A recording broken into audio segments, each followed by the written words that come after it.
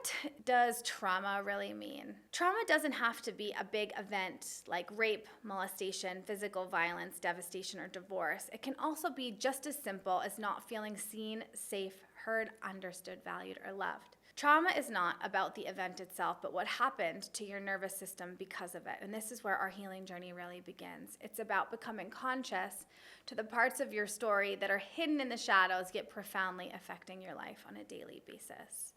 So these are some symptoms of trauma, and I want to know how many of these resonate with you. An obsessive need for external validation, aka people pleasing, chronic social anxiety, always thinking about someone else, and then a need for distraction, which means turning to addictions or dopamine to avoid feeling. Do you battle consistent ego and judgment, stay hypervigilant all the time, compare yourself to others, and do you judge yourself based on the past? This is trauma brain. Deep down, you know you have potential, but for some reason you don't act on it. I want you to look at what you do and what it's cost you. Are you ready to discover your purpose and feel safe doing so? Because that's the point of this work. What hasn't worked out is because you're not living your purpose or you're letting trauma run the show. So I want us to get comfortable and explore the 5 C's of getting to the bottom of trauma. The first is a core wound. This is what started all of the trauma brain.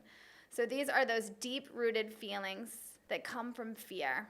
Fear of abandonment, fear of betrayal, fear of rejection, or fear of neglect are the big ones. And this also kind of ties in with shame and guilt and anger. So in order for us to work with trauma, we need to get back to that core wound where it all began, and that takes time because many of us have suppressed our core wound because it's easier and safer to pretend that it's not there than it is to face it head on. Identify that core wound so that we're able to move through that and recreate our lives based on reprogramming that deep dominant thought. So how do we do that? Consciousness. It's really important to become aware that living on autopilot just isn't serving you anymore. And that's the first step, which you're here, right? Acceptance of that, and then affluence will follow. Consciousness is an effort, and it takes time to become conscious. We'll become more and more conscious throughout our entire journey of life here. So a lot of the energy work that we do in meditation will help bring the unconsciousness to light. Meditation is really a lived experience. It's not just another task to do or that becomes disassociation. We want to learn how to live consciously or live meditatively so that we are aware of the choices we are making, we are aware of our thoughts, and that our thoughts create our actions, and our actions create our story, which creates our life. The third C comes to choices. This is up to us every day to make empowered choices. For example, instead of screaming when angry, maybe you could breathe and remove yourself from the situation.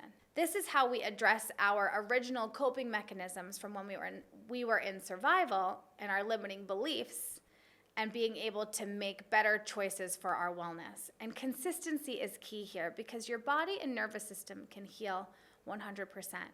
So we have to make a choice to prioritize sleep, ground ourselves, spend time in nature. We can do things like gut health nutrition, getting sunlight, journaling, practicing gratitude, and envisioning our future self. We can practice ego work and be aware of the stories we tell ourselves and learn to love our bodies more by moving it daily. We can connect with like-minded people, learn to set boundaries because, as I've said many times, no is a complete sentence.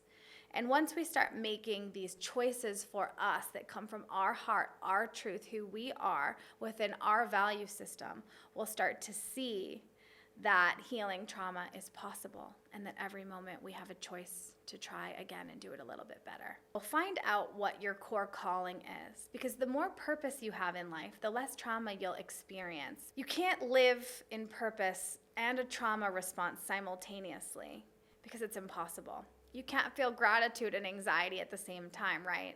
So it's not important to stress about your purpose now. Right now, it's important to just live by your priorities. What do you prioritize now, and are you living within them? Negative thoughts and feelings will show you where you're living outside of your value system. And your highest values will become your purpose because the greatest void in our life becomes the greatest value. And our purpose is to fulfill what we didn't have as children. And the best way to heal trauma is to take that crippling situation and heal from that and help other people around the world heal as well. Your purpose will come to you when you feel safe enough to regulate your nervous system and make inspired choices for yourself. And life will really start to mirror back to you why you're here and what you're supposed to do. So that fifth C, consistency. Just show up and do your work, including the shadow work. Live in every minute doing what you love. So once we start working with these 5 C's, to put it simply, when we heal emotional trauma, we will start to let go of the one-sidedness of the perspective that we've put on it. We will learn to regulate our emotions. We will have values and a vision, and that way we'll be able to plan for the future. And this healing journey frees us from the chains of unhealed trauma, moving us from survival mode to thrival mode, and there we can live our bliss life. If you're looking for a great place to start this process, I'd love if you went over and watched my free masterclass, Safe to Feel. So click the link below and get started.